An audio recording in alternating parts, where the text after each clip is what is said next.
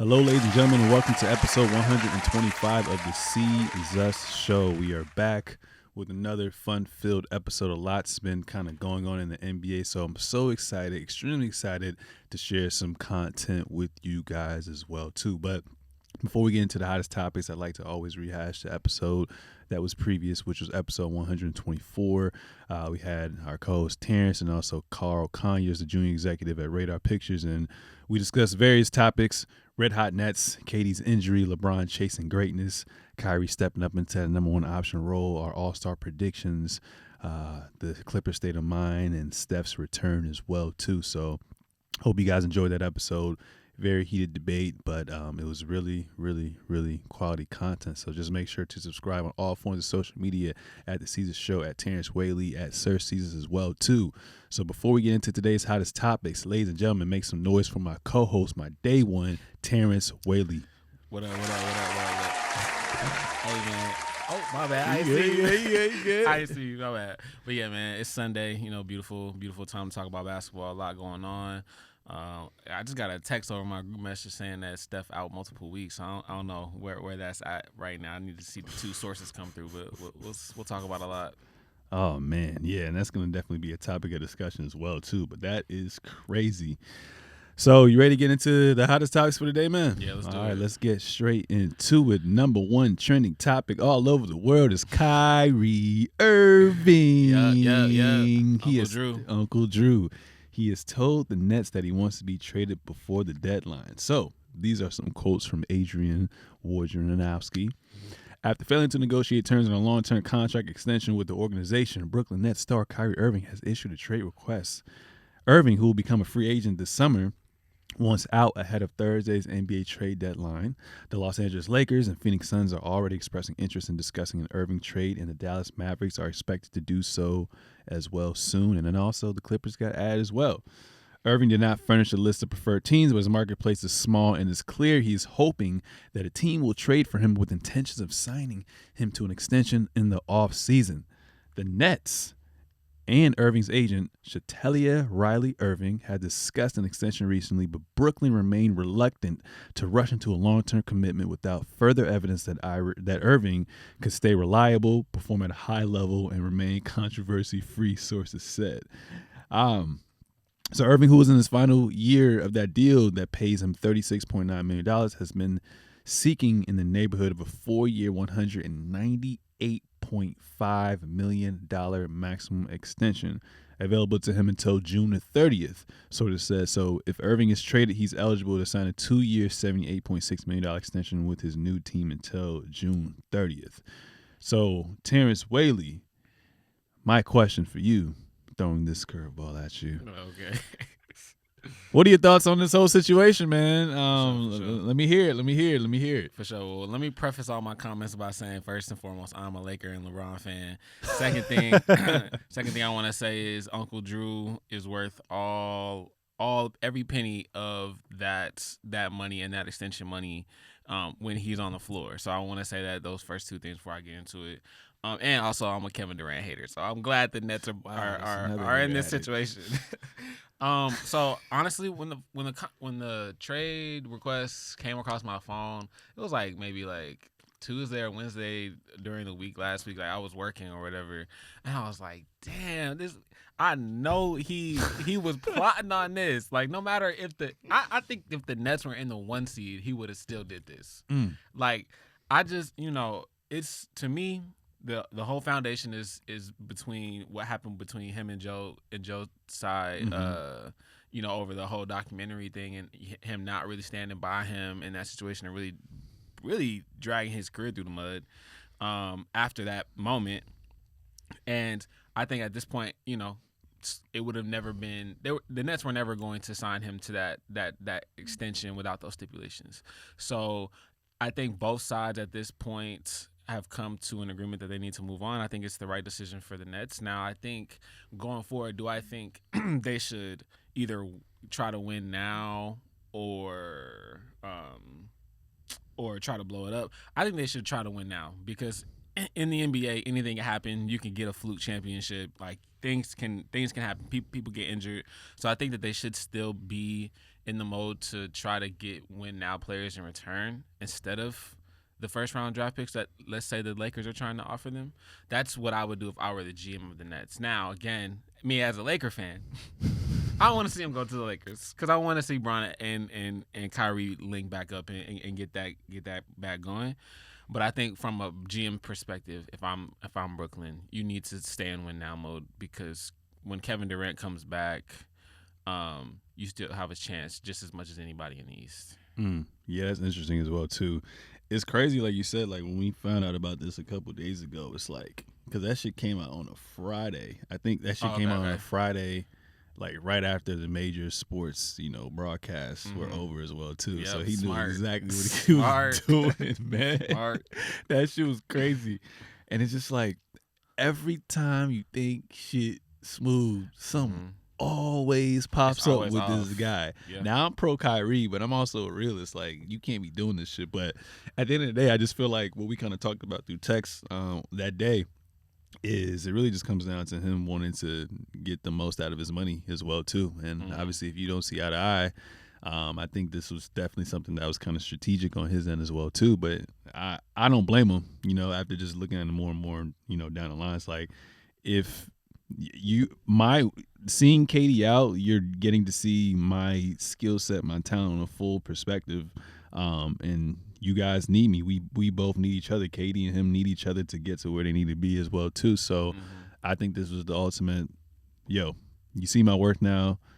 I've been a model citizen for the most part, obviously, with the whole anti-Semitism, promoting of the Hebrew to Negro shit. That's something that's a little different as well, too. But ever since then, I've been doing what I've supposed to been doing. I want to get a contract extension in the offseason last year, and you guys still don't want to give it to me now. So you guys clearly don't care about me, so you might as well just get rid of me. So I'm not mad at him as well, too. But from an owner perspective, I'm just thinking, like, you've giving me so many different red flags. Like, how can I even trust you? You know what I'm saying? This first year, he didn't get hurt. He just decided not to come back to the bubble. He said, fuck all that. And then we already know what happened during COVID as well, too. And then we already know what happened with the whole situation. So it's definitely kind of interesting. If I'm a GM, I on my for ego purposes, you don't have to trade him. You know what I'm saying? You technically don't have to trade him. You could basically do what the Toronto Raptors did, where you don't necessarily trade him, but you know that he's in his expiring contract, and you just try to win a chip. So if I'm a GM, I say I'm not trading you. But he already said he was going to sit out, though. Oh, so he says he's going to sit out now. Yeah, I think that there was a report that they kind of like, you know how it's like he's threatening to sit out if he doesn't get traded. Agents be like, "Oh, you don't want to do this trade? All right, bet I'm gonna put a rumor out there say he thinking about sitting." That's crazy because that's wild. Like, what he gonna do? Even when your boy KD come back, like, that's kind of fucked up. I think they're past that. I think it was cool. We played for 3 years, but at the end of the day, like, they don't want to pay me my money, man. So you think KD's like, I respect what you're doing? Yeah, because that's his best friend. Kevin and Kyrie been so consistent on their stances. Kyrie, like, if some shit don't mesh with my values, I'm not playing basketball. And Kevin been like, I just want to hoop, and any other man's decision is his decision. So I think Kevin's cool with it. Well, damn. Well, it looks like then you'd have to trade him as well too. So that kind of sucks. So do you think at the end of the day, this move that Kyrie pulled this past Friday was smart or idiotic? I think it was smart because in my eyes, like, all Kyrie wanted to do is get paid his worth. Like, there's no reason why.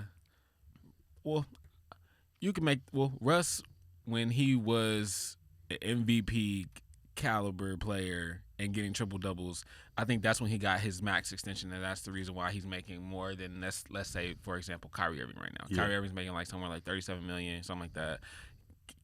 Russ is making $47 million. I'm pretty sure Kyrie done seen that the past few years and be like, I need to get paid my money. Seeing Steph get paid, seeing Dame get paid, like. But that difference in all of them is they are consistent. Well, yeah, true. But at the end of the day, just from an ego standpoint, he like, no, I want my money. You know what I'm saying? I need to be able to say I'm a $50 million point guard. You know what I mean? Like that's the truth at the end of the day. And I think, from what I'm seeing from a Laker fan and what I've just seen in the rumors was like all the NBA GMs seem to not like they're willing to trade for Kyrie Irving, but they're not willing to give him the 4-year 198. And that includes the Lakers. They want to do the 2-year 78 to line his contract up with LeBron's. And I'm like, that's okay. Like, I think at the end of the day, if Kyrie really does want to leave Brooklyn and get from underneath Joe's side, he's going to have to say, okay, like, the 2-year 78 ain't bad. Like, I think that's really going to be his only decision. It's either going to be sit out and not get a deal in the summer because ain't nobody going to give him nobody's going to give him 4 years after sitting when you're a 4 seed in the East. All the GM's going to be like, you don't even have the competitiveness to want to win a championship because you were the 4 seed in the East. So I think it's a rock and a hard place, and I think the bluff will not be that the Brooklyn won't trade him. It'll just be that he'll have to accept the 2-year $78 million. So you think he's going to get traded but isn't going to get that full money that he wants? Exactly. Not by June 30th. Yeah, that's going to be tough as well, too. Hopefully we can kind of figure that out as well. I don't really know what's going to happen. I mean, so you think for sure between now and trade deadline, he's going to be traded? Yeah, because if the Lakers don't get him, the Clippers is going to get him. And, there's, like I said, there's a couple teams that are, looking at him right now. The Lakers, the Suns, the Clippers, and the Mavericks as well, too. So I ran a couple different trades. Now, they're probably not the best trades. People would say no. So for the Lakers, you just package Russell Westbrook straight up with the 2025 and 2028 first-round picks for Kyrie and Seth Curry to align the salaries, and it'll probably be a 3-team trade. So Russ wouldn't necessarily end up on the Nets. And then for the Suns, I had Chris Paul, Cam Johnson, 2 first-round picks for Kyrie.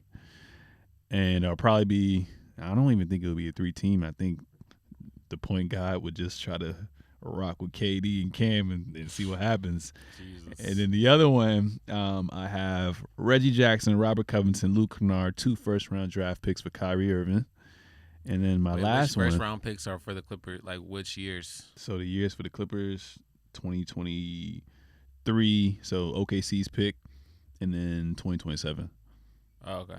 And then for the Mavericks, I had Spencer in 3-team trade. I don't know where he would end up, but Spencer Dinwiddie, Dorian Finney-Smith, and then 2 first-round draft picks, 2024 and 2026 for Kyrie Irving. Yeah, I think if it came down to a win-now situation, that they'd rather do the deal with the Mavericks. I was going to say that too. I think the Mavericks seem the most realistic. I think they're the most desperate out of any other teams right now. So I think that would be ideal. And I mean, everyone keeps saying Luka just needs that number 2, and that would be solidified number 2. Right. So that would be something that's interesting. But I'd be thinking about like the ego, how that works, them together. So I don't know. Clippers is just like we have a lot of guards. You know what I'm saying? So kind of like what you and I are talking about, like, let's say, for example, we try to get Fred VanVleet. It's like we already have the richest amount of guards. So, like, there's no point. Like, he's going to make us better, but how much better is he going to make us as well, too, especially when Kawhi and PG are sharing the guard duties, the ball handling duties, rather. So Right. I think the best option is probably the Lakers, because it's not an elephant in the room that they want to get rid of Russ. You know what I'm saying? Right. So Lakers or Mavericks would be ideal. Suns, I mean, you get an upgrade from CP3, but the thing is like, even from the Clippers standpoint, getting him, I don't want that Kawhi situation to surround. So if in his mind, if Russ is off the books, I feel like regardless, he wants to go to the Lakers. Right, yeah. So I don't even want to gamble for that year and give up all my young players, you know what I'm saying, my draft picks. Yeah, I think it's going to be a mirror of the Anthony Davis trade, in which the agent just is like, look, the only team he wants to really re-sign with is the Lakers, because he wants to because I do believe in the rumors that it's the reuniting with LeBron that is attractive to him. And I think if that's the case, like, I don't think why leave Kevin Durant, even if you don't get the money, right? Why would you now want to go play with Kawhi and Paul George? Like, why would you tell your agent like, hey, like, What? yeah, I'm gonna go do this and sign a 4-year deal and play with some players I've never played with him before in my career. Mm-hmm. You know, I just think he wants something. He's remorseful for how he handled and left Cleveland, and wants to get back to winning and making bread. And I think that the Lakers are the perfect organization to revitalize. Nobody's gonna forget about the anti-Semitic, documentary that he publicized. But like, I think if there's any team in the league where like the fans will just be like, try to uplift him, it'll be LA. But to the point about the trades, I think that those are good. I think the only one that to me is kind of weird is the Suns. Like, I wouldn't give up Cam Thomas in any trade with Kyrie Irving. I guess because Cam Johnson, this is his last year of his rookie deal. Right, yeah. So they're like, all right, we don't, because they already paid Bridges, they paid Booker, obviously, and they paid Ayton. Well, hey, if they want to win, you got to go into luxury tax. You got to pay people. So, I just think Cam Thomas is the perfect stretch four in today's NBA. Yeah. I think that I wouldn't trade him for that. But I think the deal that might be the most intriguing is, so I saw one where they were talking about adding Russell Westbrook 2 first-round draft picks and Austin Reeves and Max Christie. And honestly, the Nets have a lot of really great young assets. Obviously, Cam Thomas scored 40-plus points the other night. Ain't shit funny? Yeah. I need a T-shirt. Ain't shit funny? And I mean, shit, Austin Reeves and Max Christie. Austin Reeves is really great on both sides of the ball, and then Max Christie can shoot really, really well. When he gets rotation minutes for the Lakers, that's a player that if you put in your system and give 20 minutes a game, he could really be good. So I think what the Nets will probably try to shoot for, if they do decide to trade, is just to go young, and they'll know that they'll miss out on Kevin Durant. So they'll just have to recoup their first round draft picks that way through Kyrie and Kevin and just build something brand new. Yeah. Okay, my next topic for you, we're staying on the Nets, but if Kyrie gets traded, what if you're Kevin Durant, what do you do? Do you say, like you said earlier with Joe Tsai, yo, all right, he getting traded, it is what it is, give me back some comparable pieces, let's make a run on fucking Kevin Durant? Or you like, all right, I'm just gonna play out this year, but trade my ass by the time the offseason is over? Like, I can't do this shit no more. Right. I think it's gonna be a 4th trade request for Kevin Durant. Because I think he really, really, really underestimated the difference in Stephen.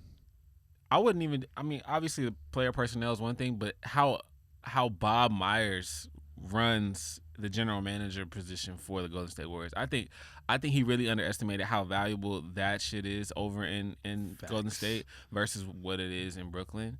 And shit show, man. I mean, bro, Brooklyn has shown you. Even OKC was smooth with Sam Presti. Right. And I mean, you went from those front offices to a Brooklyn front office who's already shown you like that they're kind of incompetent when it comes to what their decisions are when it comes to first round draft picks what they tolerate or too. Player personnel. So I think in Kevin Durant's situation, like at that point it'll be 2 years I think left on the deal probably. Yeah, after the season I think 2 years. I mean, or maybe 3. He would just need to. I don't know if they're gonna grant him that trade though, because they didn't grant it to him this past year. So I don't know. I think he might just be stuck with a decision that he made, and it'll be too late. But by that time, how old is he now? Like 33, 34? 33, yeah. 34. Yeah, by that time it'll be 36. He just gonna be hooping on a team that he tried to get his best friends to. He tried to create an AAU team, and he failed. That shit sucks because like we always play these what if games, and I always be thinking like, yeah, what if KD, Harden, and Kyrie actually worked the fuck out? We only saw a small sample, so I think they play under 20 games together, dog. Yeah, that's crazy. Yeah, I never saw it working just because I knew that all 3 of them just would have, not that they would have wanted the ball, but that when they're the most successful, they have the ball in their hands. I mean, yeah, but James Harden played really well being the primary ball handler and not having to score like that. Like, right, but why did him and Kyrie riff then? Oh, because Kyrie's too sporadic, man. Yeah, but it was on some I'm better than you shit. I did hear those reports, especially in practice and all that. So like that has to do with like, I'm so and so on the So team. ego and availability. Yeah. Yeah, I think But yeah, so too. Kevin's decision is that, or Kevin's fate is just that he made a bad business decision. You think He that cares affects too his much about legacy? what. Yes, because his legacy will be he cares too much about what people Other think. people Look think at the of him. tweets. Look at the decision to leave Golden State because people said, "Oh, that championship don't mean nothing." Now I gotta go get it out the mud with Brooklyn. You know. Those are decisions he made because I think he let other people get in his ear. Yeah, I would have stayed in Golden State. I mean, now would be the best time to go to Golden State. Give away Kuminga, give away Wiseman, give away all them motherfuckers. The only niggas that's untouchable is Steph Curry, Jordan Poole, and Klay Thompson. If they did that, I would. That would be Brooklyn, fire. Actually, Brooklyn need to move to Seattle and be done and get new management. I was about to say new management and ownership because you can't do that, bro. You can't do that. No, the league don't need to see that no more. It's done. Damn, that would be fire though. Give me Clippers first. Oh my God, the Clippers are not. The Clippers are never going to be in a winning championship situation. I don't watch think. This year. All right. Watch. Okay. All right, ladies and gentlemen, move on to the next topic. But before we get into the next topic, I've officially lost this bet that I've had all season long with Terrence Whaley. He wanted me to announce it on this show. So to rehash, the bet was, can AD play a minimum of 60 games? And if you can play a minimum of 60 games, I would have got at retail price a pair of sneakers, vice versa. I lost, and he got his shit. So just want to point that out as well, too. So, AD, I'm disappointed in you, but I'm happy in the grand scheme of things you're healthy. But I'm never, ever betting on you ever in my life. So we gonna definitely have another bet because I need that re-up. Yeah, you got to get it back in blood. I'm gonna get it back in some shape or form. It's probably gonna be something centered around playoffs and matchups or something like that. Maybe if it's a battle of LA. It depends if Kyrie get there because I'm then we gonna fry y'all. It's gonna be over. I don't know about that, but Anthony Davis returned. He's played 5 games so far, averaging 26 points and 12 rebounds, shooting 49% from the field. My question for you, the number one Laker insider, can he stay healthy for the remainder of the year? And we're not talking about the Lakers in this entirety. We're just solely focusing on Anthony Davis. Can he stay healthy for the remainder of the year to make a playoff push? Yeah, I think that he can stay healthy for at least the remainder of the year. These next 30 or so games, or next 25 so games, especially because he won't be participating in All-Star Weekend. He'll get that entire week to just relax. I think during his absence, players that are role players had to, obviously have those increased minutes, have the increased responsibility, and that will help take some of the load off AD. Now, at the end of the day, accidents can happen on any type of play, any possession in the NBA, but more frequently with him, right? And I just think it means something to be able to have other players who can make plays. So I think he can stay healthy. The problem is, my problem with AD. And just watching, just real quick, this Pelicans game last night, just like, man, like sometimes it just doesn't. Like he might be good enough to get on the floor, but it still looks like his effort is waning in ways like where he may not be 100%, where he can go full throttle and use his entire all his energy. But I do think even 80% of AD. So you think is a level of caution he's playing with to reserve until playoff time when it matters most, and he's just gonna leave it out there? Yeah, because I mean there were some plays I just where how LeBron he won't get back all the way on transition defense because he old or whatever. AD shouldn't be doing that. AD should not be trotting back especially after you turn the ball over and I just watched certain effort plays that he's been kind of lacking on.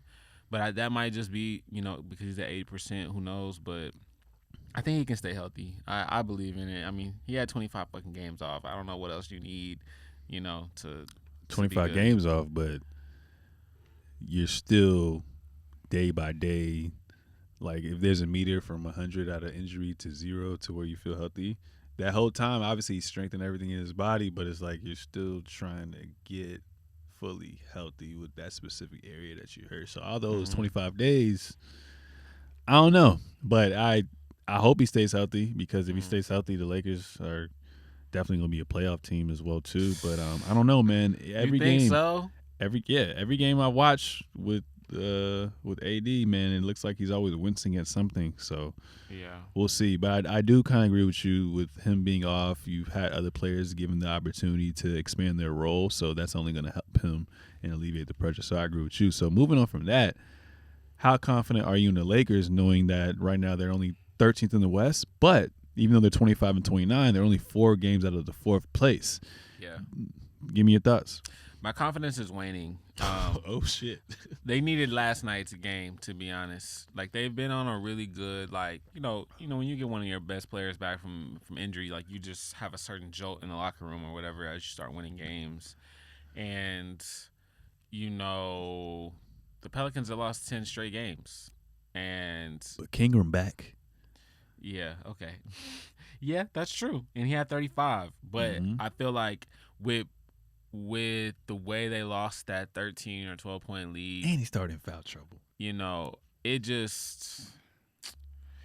just something about, and that's what I was telling you about coaching. Like, I know in the NBA, you know, or in basketball in general, it's a game of runs, but like, I expect some part of when you lose leads that's on coaching. Like, yeah, the players got to play the game and they got to put the ball in the hole, but like at some point, like, throw some sort of monkey wrench into like kill the run. Like, it could be a time. It could be as simple as a timeout. It could be as simple as changing your defense to a zone, or like taking Patrick Beverly off of Brandon Ingram. Like, any of that. It could be any of that, and it just seems so status quo with Darvin Ham right now, when we need, you know, game-winning adjustments, and you know, that mixed with AD's absence has my confidence waning. Now, by next Thursday, I could be back up, you know, with the rest of Laker Nation and Laker Twitter. Like, I could be up, but you know, I think if they just go with what they have right now, you know, man, I don't know. I'd feel like even if they got in at the 10th seed, like, what are we talking here? We're talking about, you know, the 10th seed has to. I think it's the best 2 out of 3, or is it the best? You know, is it win all? Yeah. Yeah. So 9 plays 10 to get the 8th seed. So 2 out of 3. Right. Okay. I mean, can they win that? Yeah, sure they could. But like, all to play what, the fucking Denver Nuggets? You know, that we'll see. So you think it's more on the coaching? That's what you're saying. When, like, if you had a percentage breakdown, what would it be? I would say on the loss last night, or just their general standings? In general. Oh, I would say 60% of it is because of availability of the players, and then 40% would be on Darvin Ham. Interesting. I mean, I don't know when Booker coming back. Dallas been kind of up and down. I mean, granted, Karl-Anthony Towns is coming back. Luka Doncic too. I think he had like a little heel injury. And then we're going to talk about Steph later. He got hurt too. They're only 1 game above 500, so a lot of things can kind of happen as well too. So I can see them definitely. I'm just glad that getting 6th to 8th.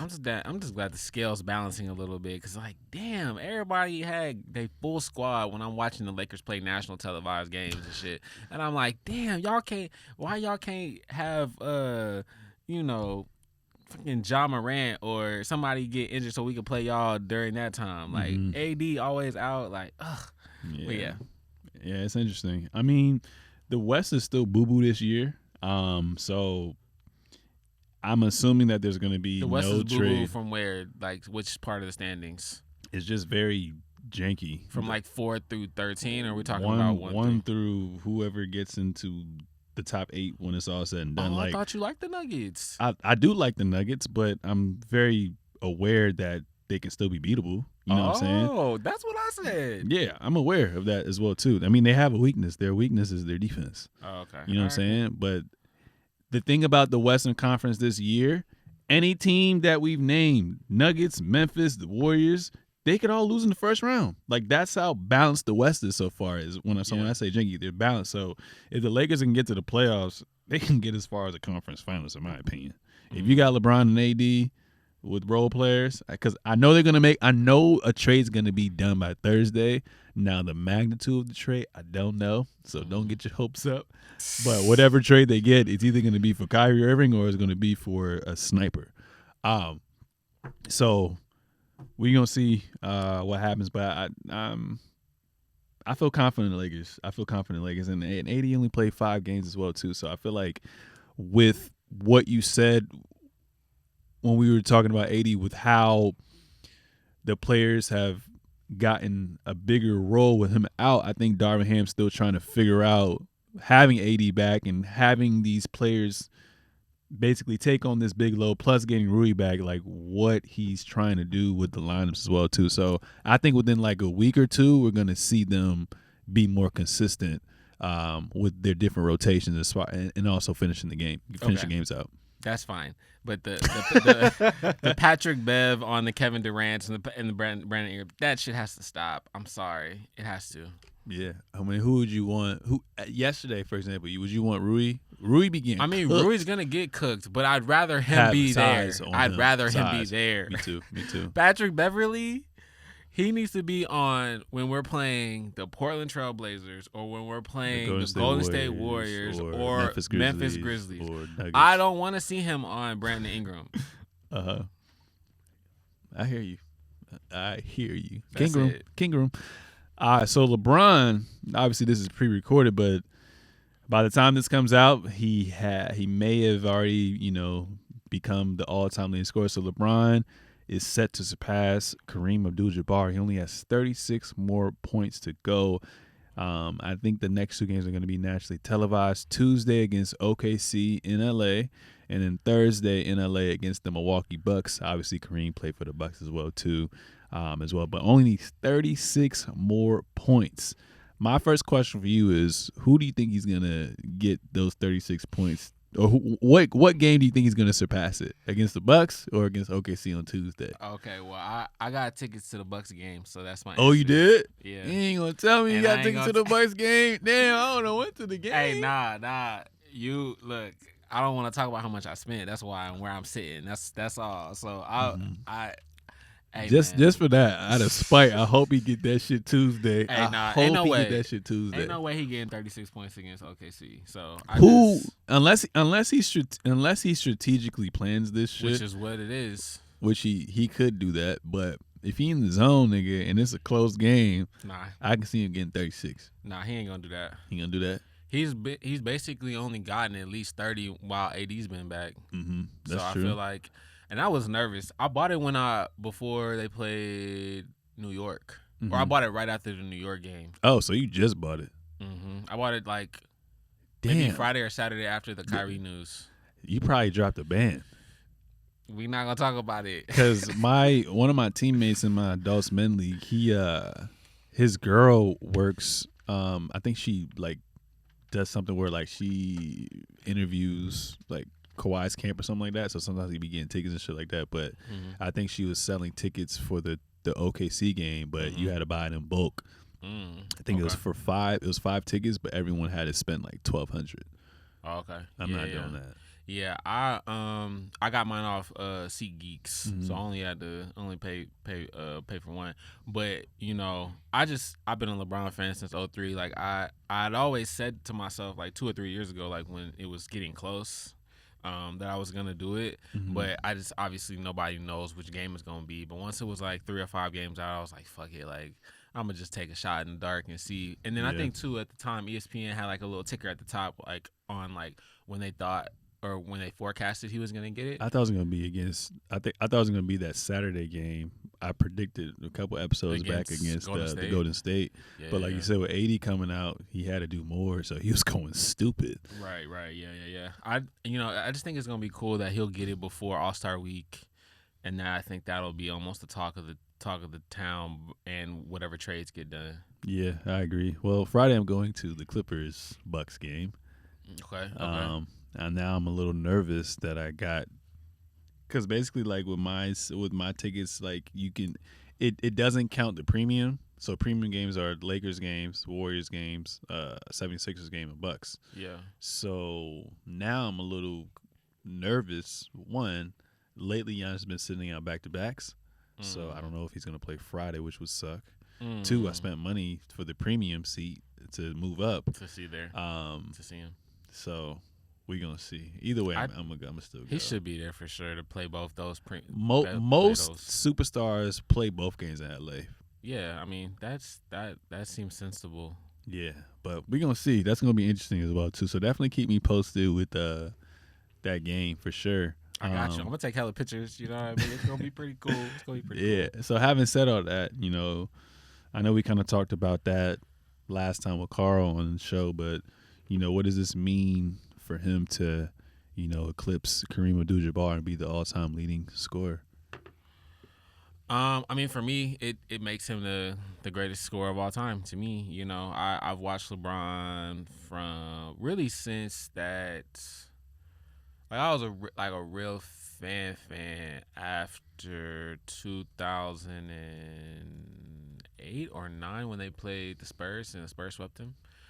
After that series, like that's when I was really like, whoa, this nigga's gonna take over the league. Like, and that's when I really became a fan. So like watching him, go through all his trials, tribulations, all his letdowns, and all those moments, all the moments I've seen him pass the ball, and just now being at the top of this list, and watching people, tell me over and over about how much better of a scorer Michael and KD and goddamn Kobe is, and it's like they score the ball in a beautiful way, but so does LeBron, and I think in a beautiful way. Yeah.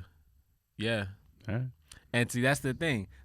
People are like, oh, Bron does like one hezzy move and so strong he just powers to the rim, or has his post up game. It's not beautiful, but like you'd be doing a disservice to the game of basketball if you told me you watched LeBron's 12-15 year career and didn't think that the way he plays and the way he scores isn't beautiful. Like that's just my opinion. I feel like it's not a mid-range pull-up, dribble move. I'd say compared to the people that we always talk about, the Kobe's, the KD's, the Michael Jordans, I just feel like his doesn't look as fundamentally sound as theirs. But you can't argue now when he surpassed them, he's not the. I mean, he's the best scorer of all time. You know what I'm saying? No matter how it look, that nigga gets buckets regardless as well. So, I was just looking at his game when he beat the Knicks. I mean, I really started to appreciate LeBron James as a scorer, honestly. That year that Kyrie got traded to the Celtics and he was able to basically will his team to the finals. Right, yeah. That's when I was like, yo, your game, he has no weakness in his game. At all. If we just take even just that series, that 2018 when he went through Indiana, went through Toronto, like how he was getting buckets in those series, and then if you take the 2016 finals when him and Kyrie had to score 41. That's when I became a super fan of LeBron, when he had to do that shit himself, even though he didn't succeed. But bro, I'm like, this nigga's getting it at all three levels. People are like, he don't got no pull up or no like back. It's not gonna like Jason Tatum or Tracy McGrady or a James Harden, but like he got more points than all them niggas. And like we getting it against tough defenses where all 5 niggas are in the paint like waiting for him, And if he don't do that, he gonna show a beautiful pass to someone who's open that's gonna get an assist. Like, come on, man. So you've seen LeBron play since you probably wore diapers. What has been your favorite game since he's the best scorer now? What's been your favorite game that you've seen him score? For me, it was 2018 finals versus the Warriors game 1 when he went for 50, but they lost because J.R. Smith. That's when I was like, yo, no one can fucking stop you. Yeah, no, that was a beautiful performance. That was a beautiful performance. But I think for me, the one that meant the most and was... I feel like I know what you're going to say. Was the most relieving because people was on his ass so crazy was Game 6 in Boston. Like, because if he don't win that game or if he don't perform, like, it's done. It's clipped. Like it's like, oh, like you really ain't shit. That was an And you went to elimination game Miami. too, right? Yeah. Ooh, So like I need to rewatch that. that game and how he just played pretty much perfect basketball. I think is his best performance that he's ever put on. I mean, he's obviously scored more points. Obviously been in the finals and scored more points too. But I think that was the one where it was like, you gotta win this game. You don't have any other choice. And he balled out of control. And also, man, just getting this award, longevity, is crazy. Like, his commitment. I mean, obviously, genetics probably got to play like 50, 60%. But that other percentage is just his commitment to investing into his body and mind, and being able to be consistent on a yearly basis. That's kind of crazy. And that's kind of inspiring as well, too, because I don't really see anyone playing at this level, at this age, currently in the league or even in the future. There's going to be that person probably when we older, but for now, nah, bro. And it's just kind of crazy. I think when I was watching the Knicks game, like I said last week, I was just like, yo, this nigga is 38 years old. Yep. And can still put up 40, 50. It's ridiculous. Obviously now in today's league, like 30's the new 20. You know what I'm saying? Just the pacing of the game and whatnot as well, too. But to still do this shit on a nightly basis is ridiculous, man. Yeah, I think, I mean, depends. I think if they get Kyrie and, like, get that going, he might play for, like, play even longer. 5 years, to be honest. But I think there's a real case that could be made that he might be able to push it to, like, 45,000 points, bro. Mm. And, like I seen that or that post game where Luka was asked if he could do it, and he was just like, I'm not gonna play that long. You know, like you might get players who are capable of doing it, but like if you don't take care of your body the way Bron has, which he's the only athlete in NBA history to take care of his body like that and invest that much money into his body, you're not gonna see those numbers. Yeah, I agree. It sucks. Like, had Kobe never got hurt, he'd probably be number one. But I think if LeBron would eventually surpass them. And then I always think, too, like, what if Jordan never retired those years and played? Where would he kind of be in the standings as well, too? But LeBron, man. I mean, he go ahead. ahead. I was just going to say, I mean, if Bron didn't hurt his groin that first year he got to L.A., he probably would have been I forgot that. And then his ankle, too. Yep. So there are times, you know, yeah. So. Nah, man, he the GOAT, bro. He's the GOAT. Yeah, I can't wait for millennials and Gen Zers to replace Stephen A. on TV, so them niggas can stop saying that Michael Jordan's the GOAT, because it's just getting on my nerves. But man, that 6-0, yeah, 90s era, yeah. But that ain't the impact he had. I can see why people always hold on to that. You know what I'm saying? But I'm a part of the new gen as well too, where I still have ties to the old era, but come on, man. I don't use team accomplishments to compare individual players to me, in my opinion. Winning is a tie for sure. Like you definitely have to give him his personal praise accolades plus team success for his team success. But you also gotta understand, like, he did have the best team for 8 years in the NBA. Mm-hmm. And I mean, yeah, it was because he was on it too, but they were a playoff team without him. That's true. Like, he was blessed. Mm-hmm. He was blessed. He had the best coach in the game too at that time. Like, he was blessed. I mean, yeah, you can always play devil's advocate too. And if Bron had stayed maybe in one organization for forever, I mean, who knows? Maybe the same happens for him. But like, I think he'll probably only have like 2. I'm saying, like, if he'd have stayed in Miami, blood clot Chris Bosh, they wouldn't. No, they would have found some other people. I think. You think they found someone else? Right, like, or just anybody. I don't know. Through cap space. Well, I will say this: even with what the Miami Heat have been able to do post LeBron, make a finals appearance and get to the conference finals, constantly kind of trying to retool. Yeah, I agree. They would have definitely made them competitive, but I mean, and it's Miami too. Who doesn't want to play in Miami? So I think you're right. I think he would have won 1 or 2 more, possibly. Yeah.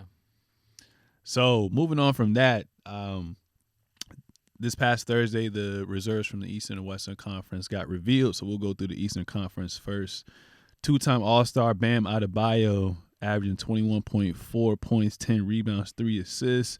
We had Julius Randle, second-time All-Star, averaging 25 and 11 with 4 assists. We had two-time All-Star Jaylen Brown, 27.7 rebounds, 3 assists.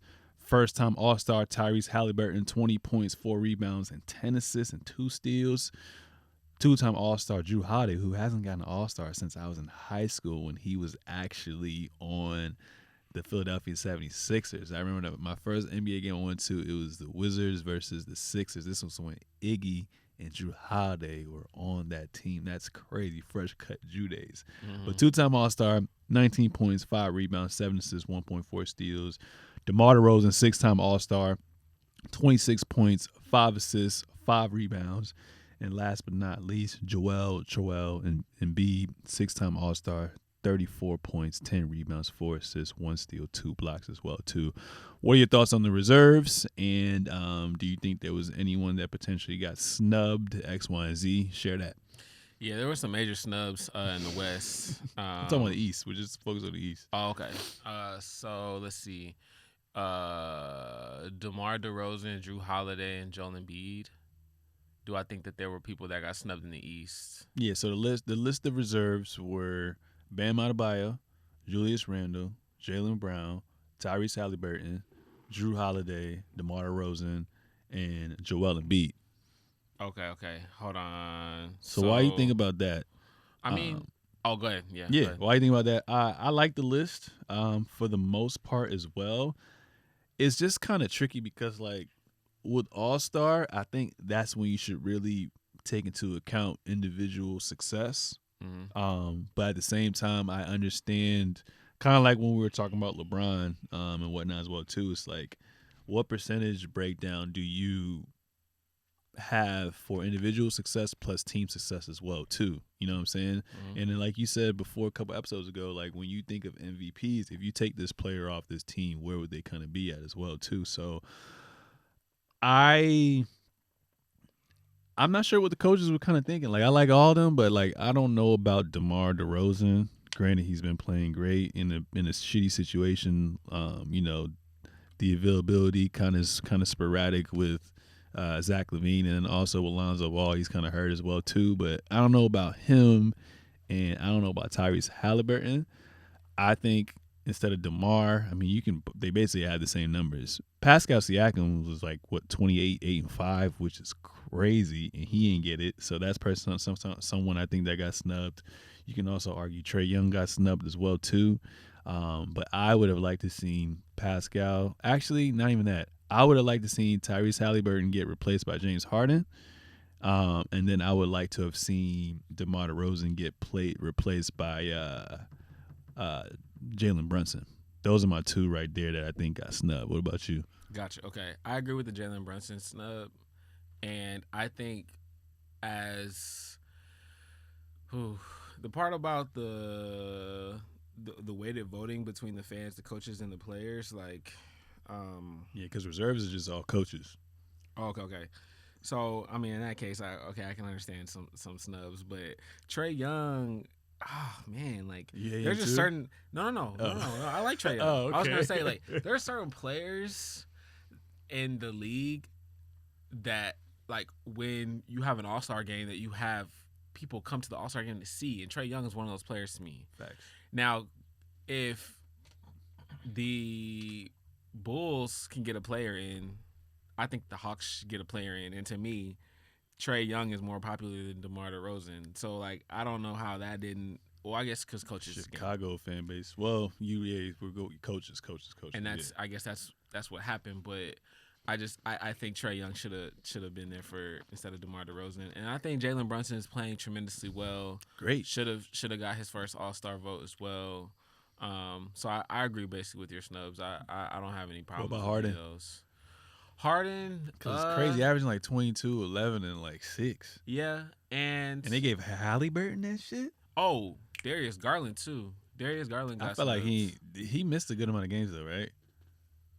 I'm not sure how many, but again, it's like I'm in a rock and a hard place between, like, players that I know are built for an All-Star game showcase and players who played well and deserved to be there. Jalen Brunson, not necessarily somebody I want to see in an All-Star game, but he played well enough to be there. Darius Garland's game is built like, I mean, he's a lesser version, but not a poor man's version of Kyrie Irving and Damian Lillard. So I want to see him in the All-Star game. Yeah. So just as a fan watching it, right, and you're seeing the dunk contest be unpopular, you're seeing like players that shouldn't really, like, you just don't want to see, to turn the TV on and watch. I want to see Trae Young and Darius Garland in the game. I want to see LaMelo in there too. Obviously, he doesn't deserve to be there this year, but just from an all-star perspective, putting on a good show, like, those are the players I want to see in the game, not DeMar DeRozan. And also, I'd be thinking, like, with the coaches, do they be like, is it like some form of bias that they have, or they're like, all right. There's like, favoritism for sure. Yeah. And I'm also like, all right, do they do some shit like, all right, the way that the biggest reason why I picked this player is because when I know I gotta play them the next night, who do I have more of a headache on? Like, who do I need a game plan on more? Yeah, I guess. I mean, that's a hell of a way to think about it. That's how I would pick it. I'm like, yo, you the motherfucker that I stress over that night before. I'm sending doubles your way. I'm doing this and this and that. I'm trying everything. No, I mean, I try to think that everybody that weekend just tries to do it from a non-competitive standpoint, but there probably is some gamesmanship in there, for sure. But I think the NBA's got to do a really, it's got to watch out, man, because I don't know, some of these All-Star festivities, I don't know, but the rule changes that they created for the All-Star game specifically, where you pick the player, I do right. like. I'm just mad because KD ain't. I love Giannis, but I wanted KD and Brown to be right there. And then you know how last year Harden did get picked until he was last. So I want to see this year like, yo, where Kyrie gonna go? This is a little bit off topic, but I would like, if they're not gonna fix a dunk contest, if they're not gonna invite the players that they want there, they're not gonna do that. I'd much rather see a one-on-one event created for the All-Star game. I actually do like that replacement as well too, because you get to a certain point with the dunk contest, we've seen every fucking dunk. Unless you're bringing back dunks from 20 years ago, like, I've seen it all, you know what I'm saying? So I think what would add flavor to it is just to take away the dunk contest for a year or two and then rebrand it, get it more hype. Have the fans miss it. The fan miss it. Or I think they're doing it this year too. Just get some random niggas to compete with NBA players on some ego shit. And I mean, I remember when Stephen A. first brought that up, and I was just like, but I just wanted to stay in the league. But the thing is, what it really comes down to is the top dogs that we won in dunk contests, they don't want to do it no more. Right. Like, we ain't never get to see Bron do the shit. John Moran don't want to do the shit. Zion Williamson don't want to do the shit. Aaron Gordon already got robbed like 2 times already. So, like, if they're not buying into it, then you're not going to get the top tier product, you know? Right. But I agree. Let them miss it a little bit and then bring it back. But one-on-one would be fire. Yeah, I think if they did like some king of the court shit. King of the court. Ooh. That would be crazy. KD would cook niggas. That would be crazy. Because I think that they do it like in practice. Like, as they prepare for the actual game. I think that would be really, really good. That would be like ego shit. You know, that'd be a great show, I think. But yeah, that's fire. Okay. I like that. I hope y'all hearing this. Now, Western Reserves. We got playoff P, Paul George, 8-time All-Star appearance, 23 points per game, 6 rebounds, 5 assists, 1.5 steals. We got White Man Can't Jump, Lauri Markkanen. First All-Star appearance, obviously, is going to be in Utah. 25 points, 8 rebounds, shooting 43% from the Tracy, 52% from the field. And then we got Jaren Jackson Jr., first-time All-Star, 17.7 rebounds, 3.3 blocks. What the fuck's going on? And then we got Ja Morant, Young Hood Rich, 2-time All-Star, 28 points, 8 assists, 6 rebounds, 1 steal. We got Shai Gilgeous-Alexander, probably the best dressed in the NBA. First-time All-Star, averaging 30.8 points, 5 rebounds, 6 assists, 1.7 blocks, 1 steal. And then we also got Domantas Sabonis, third-time All-Star, averaging 19 points, 12 rebounds, 7 assists. And then we got Dame Dollar, 7th All-Star appearance, 31 points, 7 assists, 4 rebounds, and shooting 37% from the 3-point line. Same thing I kind of asked with you with the Eastern Conference. How do you feel about the Western Conference reserves, and do you think there's anyone who, that got snubbed? Yeah, the Jaren Jackson ad is I was gonna say that too. And I heard, I'm sorry for cutting you up. I heard that like the statisticians for the Memphis Grizzlies were like inflating his blocks or some shit like that. Yeah. That's fucked up. Right. So Anthony Davis, but I know that there's supposed to be some fucking minimum of games you're supposed to play, I think. Oh, okay. I didn't know that. I'm not sure how true that rule is, but so Zion beat it by like 3. I think that's what happens. And then I would have liked to seen De'Aaron Fox get his love too. Yeah, honestly, I would just replace Jaren Jackson with De'Aaron Fox. And I really did want Anthony Davis to go, but he missed, 20, 25 games straight, so that kind of sucked. I don't really think – I'm a Clippers fan for now because of Kawhi, but, I don't think – I would have been okay if PG didn't make it this year. You know what I'm saying? So just a lot of injuries this year, which is kind of weird. I mean, I'm looking down at it. I mean, would you have given Aaron Gordon an All-Star appearance this year? No. Aaron Gordon's like the third option on his team. I don't want to I'd say Jamal Murray's coming into his own now, but honestly, before Jamal Murray started playing more consistent, he was the number 2. Okay, so from a forward position in the West, you'd put him in the top 6? I may have replaced him with PG this year, dog. Yeah. Just for their placement, because those years, remember that one year with the fucking excuse my language, Hawks. Yeah. I don't know how they are. I don't want to see that ever again either. That was terrible. But I'm looking at it right now.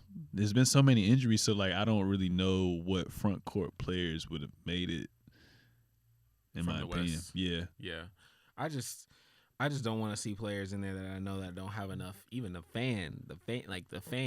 No, I don't know. I know Aaron Gordon fans. You know what I'm saying? The Nuggets would have been crazy though. Fast break Nuggets, boy.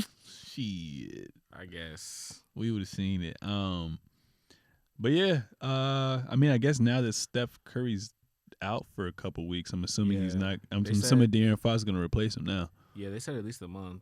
Yeah, so you think De'Aaron Fox gonna replace him, and then other than that, I don't think everyone else is pretty healthy. Yeah, I think that'd be good. How do you feel about that as a player? You didn't get voted from the fans, you didn't get voted from the coaches, and you're only an All-Star because of someone replacement. Yeah, just go hoop. Honestly, just go hoop. Anthony Edwards too could have been an All-Star. Yeah, right, exactly. So that's probably I would have rather seen Anthony Edwards than Paul George. Sure. Facts. Yeah. Okay. Mm-hmm. Okay, yeah, so Anthony Edwards and De'Aaron Fox? Yeah. Okay, yeah, I like those two as well. That'd help, start to show the new generation of the NBA as well, with Anthony Edwards there. So Dylan Brooks got suspended, and Mo Bamba got suspended, fine as well, too. Yeah. So looks like there's a lot of riffraff in the league right now. I don't really want to talk about it too much, but do you have any two sets you want to share with Dylan Brooks or the whole Mo Bamba and Allstar Reserves scuffles? Yeah, I just think the whole aiming for a man's genital area is some weak stuff to do on and off the basketball court. Every player needs, or every team needs, a Draymond Green type, which is why I tell you all the time, Boston, they need one. But Dylan Brooks, he be taking it where he I'm a tough guy. And if that's the role he wants to play, cool. But you don't gotta take an elbow to somebody's groin area, man. Come on, bro. Just grow up a little bit. Mo Bamba, I mean, I ain't think what he said was all that bad. From what it was told on Bleacher Report was that he said this ain't high school no more. And I was like, well, that ain't bad. I mean, Austin probably was just in his feelings. Mo Bamba would have rocked that motherfucker. Yeah, and his reach is crazy. You don't never get into a fight with a 7'2" person. Why would you ever do that? I'm good off that. What you doing if a 7'2" say something about your girl? What you gonna do? Okay, yeah, you just got to be like, baby, hey, he's 7'2". He's 7'2". He could get me. He could get me from the other side of the table. Literally. What I'm supposed to do about that? What's that one? I think it was a candy or a toy where the arm comes out. Nah, yeah, Mo Bamba got the crazy reach, so we just gonna have to talk about that in the car. Yeah, so you think Dylan Brooks the new Draymond as far as dirty players? He's definitely as far as dirty players. He's definitely an NBA all-time dirty players now. He is dirty. Yes. I don't know if he's Draymond level. Yeah, Draymond was kind of wild, but he is dirty though. It's just crazy because like everybody be saying like he can't really guard nobody, so he got to resort to tactics like that. Yeah, I mean he be doing a good job on Bron, but Bron's slow. He done lost the steps. So you know when it comes to guarding like some of the quicker step players in the league, yeah, I wouldn't put Dylan Brooks on them. Yeah, no, for sure. Okay. Cool. So, Golden State Warriors guard Steph Curry left the Warriors game the other night against the Dallas Mavericks, ended the third. Apparently, he suffered a left knee injury. And then, based on what Terrence told us, is that Steph Curry is expected to miss multiple weeks with a left leg injury as well, too. He's had, I guess, within his career, it's been the ankles, it's been his hand. Obviously, missed the whole season, and then he sprained his MCL that 1 year in 2016 when he was unanimous MVP. So looks like lower leg injuries are kind of a thing, but they're only one game above 500 right now. How do you feel about Steph Curry moving forward and the Warriors with this injury, man? Some teams are going to start to creep up. Yeah. Steph always going to miss some time. At this point in his career. Yeah. But it's a bad time. It's a bad time to do it. But Golden State, I think, if anything, they'll go 500 over the stretch while he's gone. They have enough talent and enough chemistry to get it done. But that could lead to a 10th seed.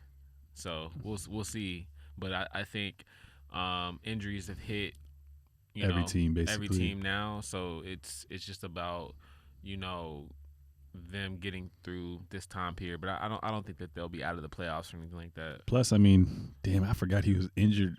What he hurt before that? Before the MCL? No, before this knee injury, he was out obviously. But what he hurt again? Oh, his shoulder, right? Because he had the shooting sleeve on this year. Yeah. So I mean, basically, what I'm trying to get at is like they already played without him for a good amount of time. So. Right.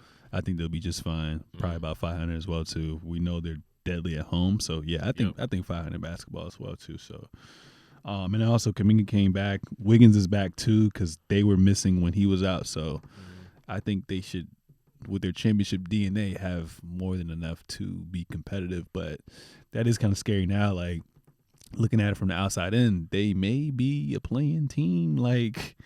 This is going to be like the first time I've seen a championship team who basically has it. They only lost Otto Porter Jr. and Gary Payton. Yep. And that's just crazy. Yep, they went championship playing. That's wild, man. Got to be healthy in the season. Got to be healthy. Yeah, I think that it'll be very interesting, like I said, what they'll do about, the contracts and stuff like that, going forward with Klay Thompson and Draymond Green. But I think they're going to spur it out. Think they're gonna spur it out? What's that? Keep the big three together. Oh, okay. Until they all done. Gotcha. Spur it out. Then, yeah, we'll see what they do with the young players. Spur it out. Only keeping Jordan Poole. Okay. We're gonna see. I don't know. Wiseman need to go. He be calling for the ball and they don't be giving it to him, so I know he's pissed. I think Wiseman's gonna be good. They're just in a win now situation, so I think he needs to go to a team that's not competitive so he can just get those game reps in, honestly. But he'll be fine, but just not under their time. Yeah, I think his ceiling's probably like what DeAndre Ayton is right now. I can see that. So, I mean, there's a team out there that could use that. You're going to get the bag if you play like that. So, I mean, if you play like Rudy Gobert, who won't do shit on offense, can block a couple shots. Yeah, man. You're going to get 40, 50 mil. So, it'll be interesting to see where he ends up because it's not going to be Golden State. Interesting.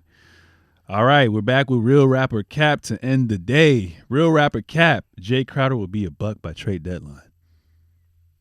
Real rap. Why?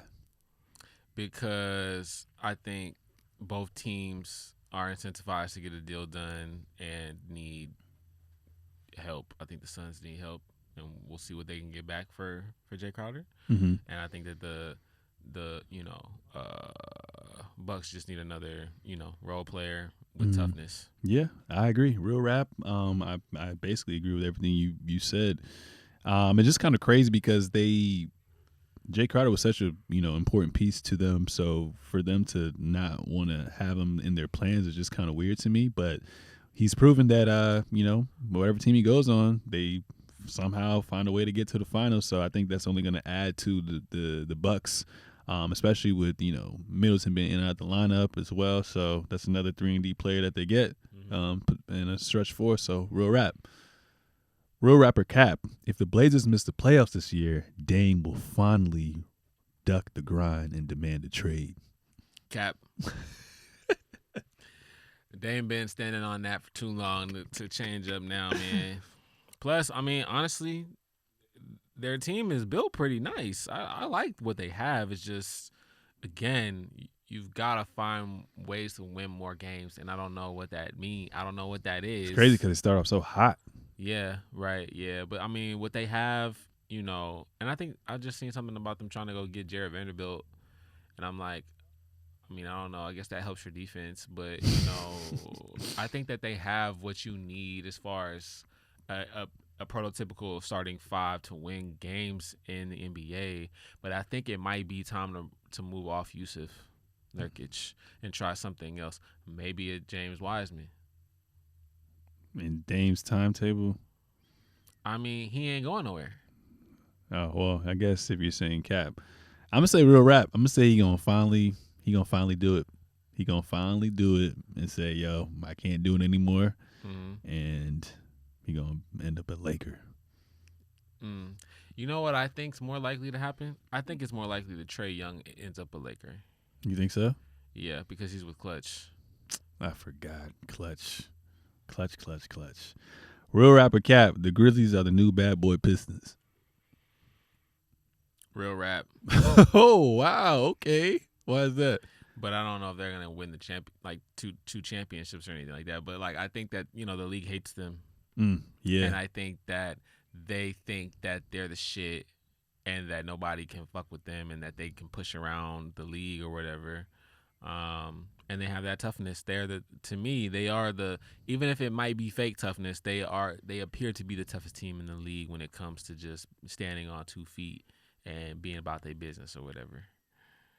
Yeah, I'm trying to think of and that bad boy bravado is nobody else in the league has that. To me. Yeah, I was actually while you were saying that, I was literally trying to visualize teams that showcase toughness. No team really does that, but these teams have toughness, but no team does it. So I agree. I think that's real rap. I think they're the new age most hated team. They're just not with the physicality. Obviously, you can't really do that much shit nowadays as well too. But they got some enforcers over there. So yeah, I mean, honestly, when it comes to being the strongest guy in the league, Steven Adams probably does have that, bro. So I forgot Steven Adams. Yeah. Real rapper Cap. If Kyrie gets traded, KD will demand a trade by the offseason. You know where I stand on that. That's real rap. But he ain't going nowhere though. You got 2 years on your deal. The GM don't have to do nothing with you. Real rap. I think Joe Tsai gonna be like, yo, I'm sorry. We tried. I'm gonna ship you. I know Rudy Gobert fucked up the market with trades, but let's just get 2, maybe 3 first-round draft draft picks, and I'm gonna send you somewhere competitive where you can try to win a ring. I think somebody will give a stupid amount of draft picks for Kevin Durant though. But what team that's not a young team that's competitive has those draft picks? Unless he do some shit where he go back to OKC, they get Victor and all that shit. That'd be wild. Does Denver have their draft picks? I'm looking at their roster right now. There's no one they really like. Denver has draft picks. You like him over there? That would be crazy. Who would you give up? Anybody just except Joker? Right. Ooh, that's OD. You have young players and you have a star. You have a co-star that you can send. Yeah. Damn, I didn't even think about that. What do you think?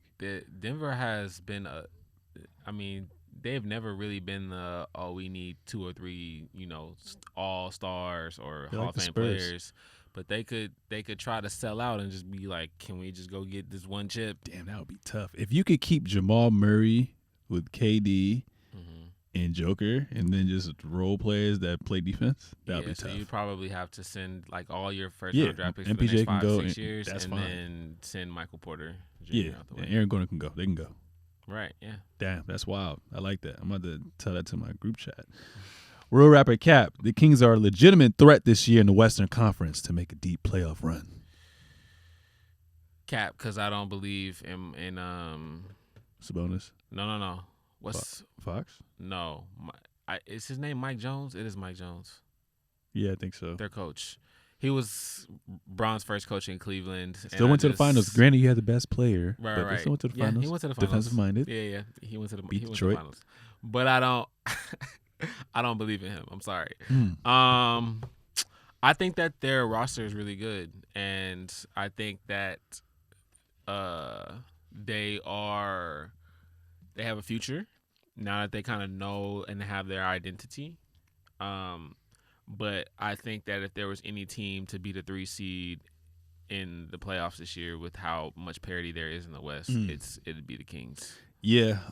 Every year or every couple of years, you always have like that new age team that's exciting to watch. So obviously, like from the years past, the Golden State Warriors, the Denver Nuggets, the Memphis Grizzlies. Now it looks like it's and the Utah Jazz had their little moment too. Now it looks like the new team is this team, but I think because of the lack of experience, once they get to the playoffs, I see them getting bumped out the first round. That, and it's like, who knows what a home playoff game looks like in Sacramento. They haven't had it in so long. There was some clip a few weeks ago when they were at home. I think it was just like a close game. Yeah. Sacramento fan base kind of lit. Oh, for real? Yeah. They lit as hell. Like it seemed loud in there. Okay. So, I mean, I know it's been some years since the Pejai Stojakovic era. No, bad. And Chris Webber and them. Vlade Divac. Mike Bibby. But yeah, that would be exciting to see them in the playoffs. Like that would be dope to kind of. I don't know if it's going to happen logistically, but them versus Memphis, because De'Aaron Fox is a killer. Yeah. Dog. Yeah. Real rapper Cap. Kyrie Irving is worth 4 years, $200 million for a franchise moving forward.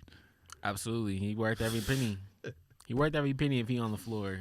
But I mean, if you ask me, like, would I pay for that? Yeah, I'd pay Kyrie Irving that money, bro. Easily.